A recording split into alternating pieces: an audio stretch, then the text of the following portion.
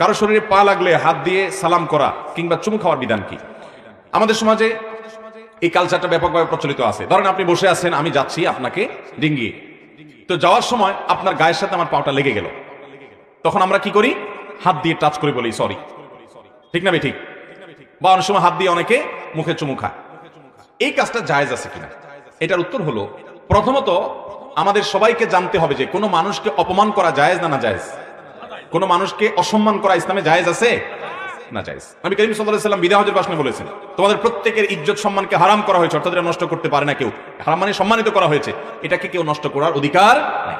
এখন পৃথিবীতে কারোর প্রতি সম্মান প্রদর্শন বা অসম্মান প্রদর্শনের জন্য যে আপনার মানুষের কালচার, মানুষের যে অভ্যাস, মানুষের যে আপনার কি বলে আদত এবং রীতিনীতি, এটা এক একটাতে এক এক রকম। যেমন ধরুন আরাবিয়ানদের মধ্যে, এখনো আপনি সৌদি আরবে যান, মিশরে যান, কাতারে যান, আরাবিয়ানদের মধ্যে একটা কালচার আছে যে কেউ হয়তো ঘুমায় আছে, মনে করেন শুয়ে আছে, তাকে ডাকবে, বা বসে আছে তাকে ডাকবে। তো আমরা যেরকম হাত দিয়ে ডাকি ভাই, তারা কিন্তু অনেকে পাও দিয়ে ডাকে। এটাকে তারা দোষের কিছু মনে করে না, এটা তাদের কালচার, যে তাদের এখানে পাও লাগলে তারা এটাকে অপমান মনে। কিন্তু আমাদের সমাজ যদি আপনি কাউকে যদি আমার গায়ে যদি পাও দিয়ে একটা উষ্ঠা মেরে বলেন ভাই এদিক তাকান, মায়ের একটাও নিচে পড়বে যে বেটা বেয়াদব, পাও দিয়ে মানুষকে ডাকে, এটাকে আমাদের সমাজে মানুষকে অসম্মান করা মনে করা হয়, ঠিক না ঠিক? এটা অনেকটা গালির মতো। গালি, কিছু গালি আছে, এই গালিগুলা কোন কোন এলাকার মানুষের কাছে গালি না, এটা বুলি। আবার ওই একই কথা কোন কোন এলাকায় কি গালি। যেমন ব্যাংককে এয়ারপোর্টে বারবার করে ঘোষণা দিচ্ছে ভদ্রমহিলা, তো ঘোষণার মধ্যে একটা কথা আসছে বারবার, আমি একা একা বসে মিটমিট করে হাসছিলাম, হাই রে, এটা আমার দেশে যদি বলে থাপ্পড় একটা নিচে পড়বে না। অথচ এটা নিশ্চয়ই ভালো অর্থে ভদ্রমহিলা বলতেছে, তাদের ভাষায় ওটা ভালো। তো কারোর গালি কারোর বুলি আছে না নাই?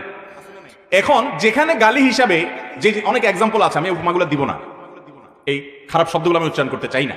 আপনারা জানেন আমাদের দেশে অনেক জায়গায় অনেক শব্দ আছে, এই শব্দটা সবাই খুব বলেন, অহরহ বলেন, মূল্যবান সম্পদ এটার নাম, কিন্তু একই শব্দ অন্য এলাকায় বললে মায়ের একটাও নিচে পড়বে না, আছে না নাই? শব্দের কথা আমি আর বললাম না।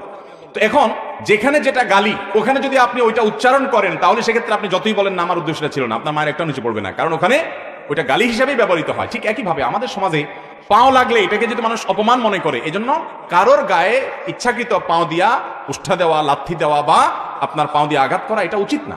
কিন্তু যদি অনিচ্ছাকৃতভাবে লেগে যায়, তাহলে ভদ্রলোক মনে করতে পারে লোকটা আমাকে অপমান করলো, সেজন্য তার গায়ে হাত দিয়ে ইঙ্গিতে বোঝানো হয় যে আসলে এটা ভুলে হয়েছে। এই যে হাত দিয়ে টাচ করা হয় বা বলা হয় সরি, বা যেটাই করা হয়, এটার দ্বারা মূল উদ্দেশ্য কি? যে ভাই এই টাচটা অনিচ্ছাকৃতভাবে হয়েছে, আমি আপনাকে ইচ্ছাকৃত অপমান করতে চাই নাই, এটা না বোঝানো হয়?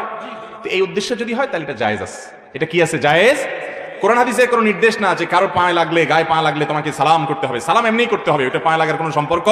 আর এটাকে সালাম বলাও বলে, এটা সালাম না, এটা হলো শুধুমাত্র সরি বলা, যে ভাই আমার ভুল হয়েছে, আমি সেই ভুলটাকে কি করলাম, কারেকশন করলাম।